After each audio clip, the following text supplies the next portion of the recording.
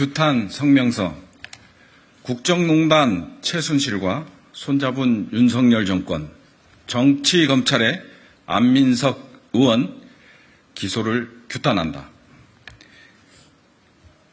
최순실 국정농단을 파헤치고 단죄시킨 촛불 민주시민들의 전도사 국회의원 안민석에 대하여 검찰은 허위사실 유포 명예훼손죄로 기소하였다. 최순실은 2020년 6월 대법원 선고, 징역 18년, 벌금 200억, 추징금 63억 확정 판결을 통해 현재 청주 여자교도소에 수감 중이다. 하지만 구속 수사 때부터 재판을 받는 과정 그리고 수감되어 있는 현재까지도 국민들에게는 추호의 반성이나 사과도 전혀 없이 오히려 적반하장식으로 몰상식한 대응을 하고 있다.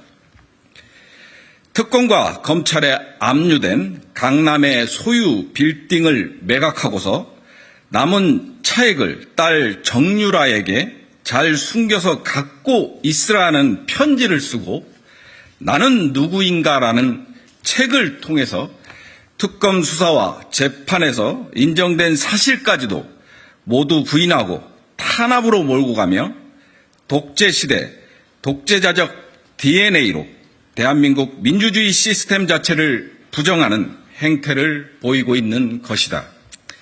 지난 8.15 광복절에는 뻔뻔하게도 최순실 자신을 특별 사면해달라는 편지를 자신을 수사하고 기소한 윤석열 검찰에 보내기도 하였다.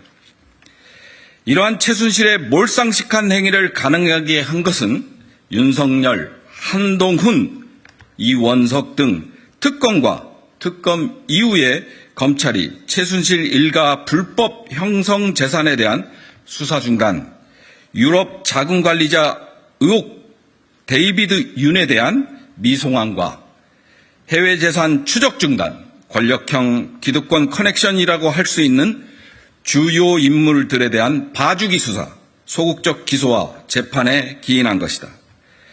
최순실은 국정농단을 파헤쳐 촛불 민주시민들의 전도사로 불리는 안민석 국회의원을 무차별 공격함으로써 자신의 불법적인 국정농단 행위에 대해 불복하고 최순실 일가의 불법적 형성 재산에 대한 추적 수사와 환수 의지를 차단하는 효과를 노리는 뻔한 수를 쓰고 있는 것이다. 최순실의 국정농단 행위와 불법에 대한 단죄는 너무나 당연한 것이기에 최순실이 제기한 민사소송에 법적 사실로 제대로 대응한 민사소송 2심에서 안민석 국회의원이 100% 완벽한 승소를 하였다. 이러한 민사소송 승소 결과에도 불구하고 똑같은 내용의 형사소송에 대하여 검찰은 안민석 국회의원을 기소한 것이다.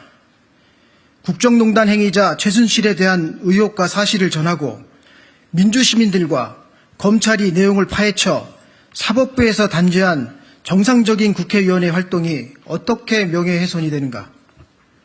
촛불 민주시민들의 전도사 안민석 국회의원에 대한 검찰의 기소는 윤석열, 한동훈, 이원석 정치검찰이 최순실 국정농단 행위를 비호하는 것이며 촛불 민주시민들의 올바른 판단과 행동을 모두 부정하고 부인하는 것이며 향후 민주시민들이 검찰의 독단적이고 편파적인 행태 자체를 비판하지도 못하게 옥죄려는 시도가 아닐 수 없다. 최순실이 국정을 농단하던 2016년 안민석 국회의원 죽이기를 시도한 최순실 라인의 청와대 하명수사, 검찰 특수부의 기획수사에 대해서는 왜 검찰이 제대로 수사를 하지 않고 있는가? 검찰의 국회의원 안민석 기소는 촛불 시민들에 대한 기소와 마찬가지라고 평가한다. 대한민국 민주시민들의 촛불 전도사 안민석 국회의원에 대한 검찰의 기소를 규탄한다. 촛불 민주시민들에 대한 선전포고이기에 우리가 끝까지 지키고 이겨낼 것이다. 2023년 11월 6일 국민재산 되찾기 운동본부 민생경제연구소 촛불 시민들 감사합니다.